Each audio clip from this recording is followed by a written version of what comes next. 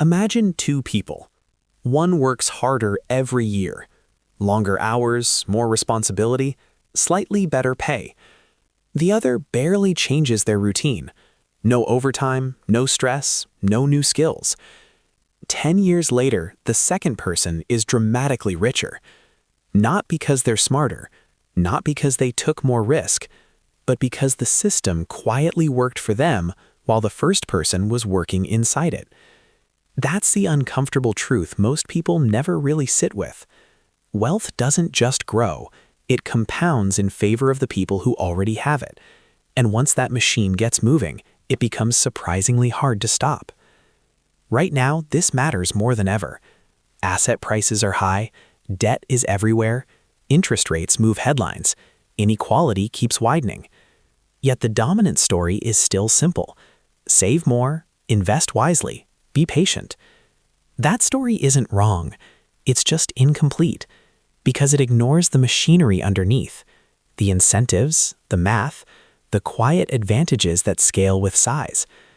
Tonight, we're going inside that machine, not with theory, with real mechanics. And by the end, the compounding effect won't feel like a financial trick anymore. It'll feel like a power structure. Let's start small. Imagine you have $10,000.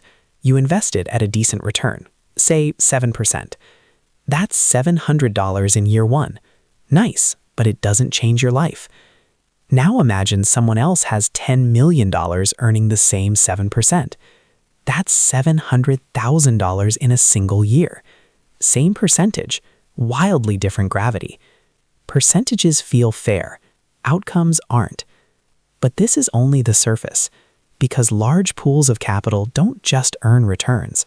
They attract better opportunities, cheaper money, tax advantages, inside access, and protection during downturns. Money becomes a magnet for more favorable math. Let's walk through how that actually happens. First, access. When you're small, you buy what's available to you. Public stocks, basic funds, maybe over and over. Now layer time on top. Compounding isn't linear, it's exponential. The first decade feels slow. The second decade feels noticeable. The third decade feels inevitable. The math doesn't care about fairness. It only cares about starting size and uninterrupted time.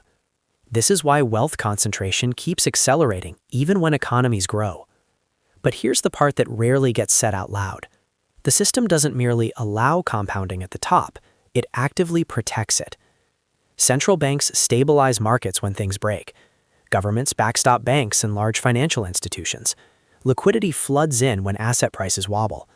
The goal is stability, but the side effect is insulation for those closest to capital. Losses are softened.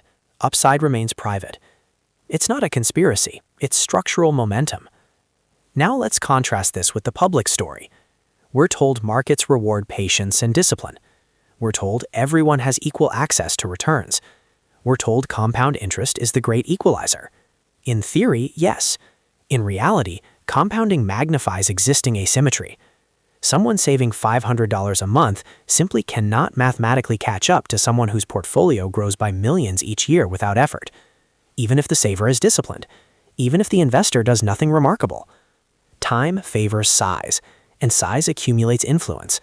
Large capital can shape regulation, influence credit flows, negotiate favorable treatment, lobby quietly, not loudly.